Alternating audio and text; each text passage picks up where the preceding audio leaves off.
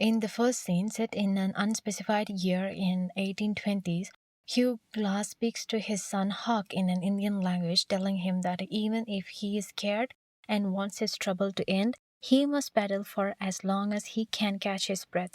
As we hear Glass' voice, we see scenes of him with his wife Pani and son, his home being set on fire, and him holding his wife close. Glass and Hawk are stalking elk by walking through a river with other hunting team members. They are camped along with the river in rural Missouri with other fur trappers. They are led by Captain Andrew Henry. A nude missing man from their party enters the settlement and collapses forward, an arrow in his back. Another man is stuck in the neck with an arrow and falls into the campfire. The hunting group is assaulted by the Arikara Indians, also known as Ree. The men shoot back with their weapons. Glass is ambushed and almost strangled to death, but one of his men saves him. A few men pack their furs and tools and heads for a boat to make their escape. The Arikaras are searching for the chief's daughter Powaka, whom unknown white men kidnapped. The men ditch their boat and begin hiking overland to Fort Kiowa. Hawk gets antagonized by John Fitzgerald because of his race. Hawk is half Indian of his mother's side, but Glass swiftly defends his son and warns him not to retaliate against Fitzgerald. While hunting in the woods, Glass encounters a grizzly bear and her cubs and is swiftly mauled by the larger bear. The bear claws and bites Glass, flinging him around as he attempts to defend himself. He successfully shoots the bear, but it does not kill her. She attacks again, and Glass grabs his knife, stabbing it numerous times as they tumble down a hill. Glass lands in a gully, and the dead bear falls on top of him. The men subsequently discovers Glass and attempt to treat his terrible wounds. Meanwhile, the Arikara warriors continue to search for Pawaka. They meet French fur traders and exchange the riverbank furs for 5 horses.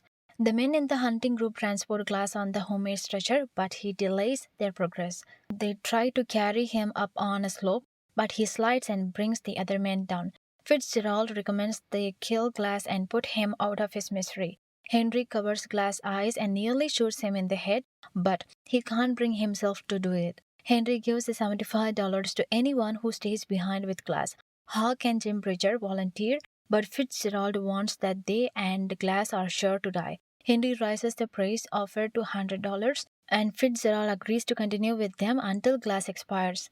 Glass is still in a lot of sorrow and has vivid memories of his wife and that day his house burned down.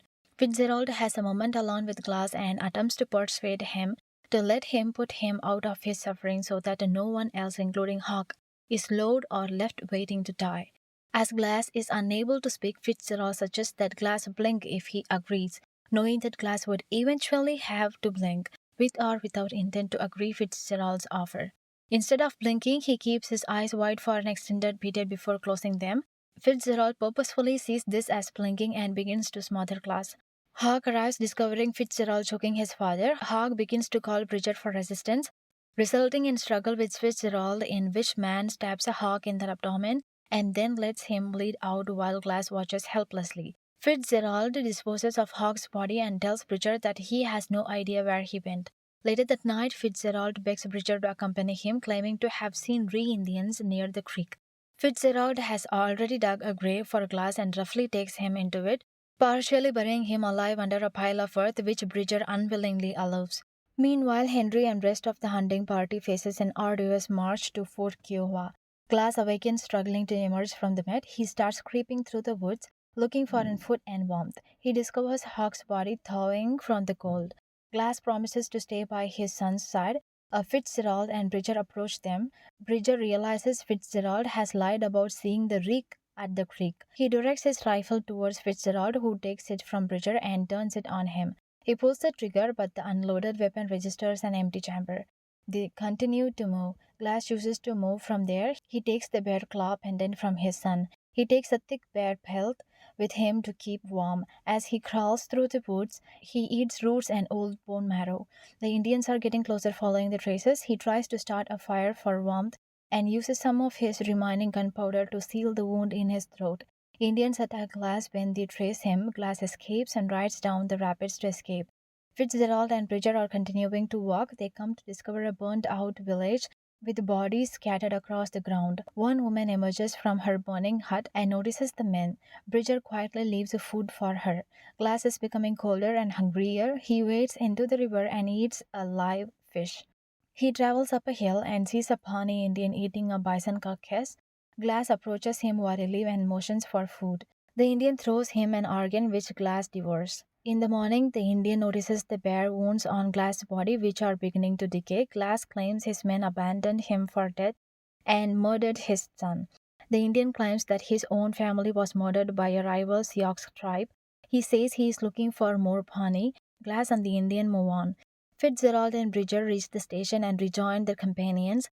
Fitzgerald tells Henry that they were unable to save Glass or Hawk, and he receives his reward. Bridger remains silent, but he is unhappy and declines the bonus payment. Glass and the Indians spend the evening reclining and gathering snow in their jars. It's the first time Glass has appeared as serene in a while. The Indian arranges supplies for a quick sweat lodge and inserts a feverish Glass inside. The Pawnee conducts a healing rite for Glass' wound.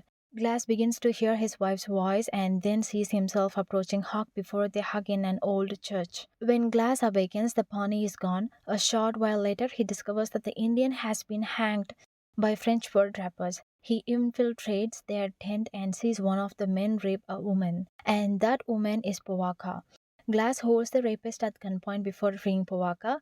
Glass then takes a horse and sets the other horse free. He rides to location in the woods and sets himself on fire. In the morning, the tribe seeking Powaka begins to attack. Glass holds them off with the rifle before mounting his horse and riding away. The tribe rides their horse up to a point where Glass and his horse go over the edge. The horse dies and the Glass is injured again. As the night falls and cold worsens, he cuts the horse open, extracts its organ, and sleeps inside the carcass for warmth. When he wakes up, he exits the carcass and goes to a snow cave. In there, he writes, Fitzgerald killed my son. Later at the outpost, one of the French hunters arrived with a glass can, which Bridger had left on the dirt pile when Fitzgerald buried him. Henry leads a search party across the woods, convinced he got it from Hawk.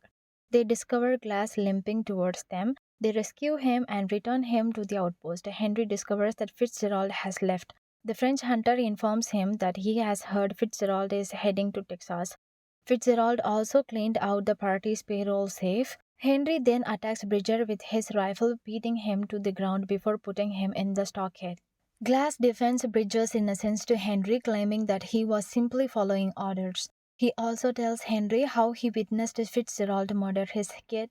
When Glass learns that Fitzgerald is on his way to Texas, he suggests that he go find him. Henry grudgingly agrees to have Glass accompany him on the hunt. To meet Fitzgerald, the two men split off to pursue him from opposing sides. Henry discovers Fitzgerald first and intends to bring him back to stand a murder trial. Fitzgerald draws his revolver and kills Henry. Glass discovers Henry's body and places him back on top of his horse using a branch as a prop. They continue riding in front of Fitzgerald, who fires his gun from afar. He thinks he murdered Glass, but he shoots Henry's body. Glass fires a shot and wounds Fitzgerald, who flees as Glass pursues. Fitzgerald flees down by the creek where Glass confronts him and then begin to fight. Fitzgerald almost stabs Glass, but he turns the knife on him. Fitzgerald impales Glass' hand, but Glass overcomes him and nearly kills him before Fitzgerald admits that murdering him will not bring his son back. On the other side of the creek, Glass notices the Indians pursuing him, along with Powaka. He determines that the revenge is in God's hand, so he puts Fitzgerald into the river and allows him to float across the Indians. The chief seizes Fitzgerald and kills him with his knife. They spare Glass because Powaka informs them that Glass has freed her. Despite having earned his retribution, Glass is now again alone, wandering through the chilly land. He falls to his knees and sees his wife walking into the light again. The final shot shows Glass' eyes brimming with tears.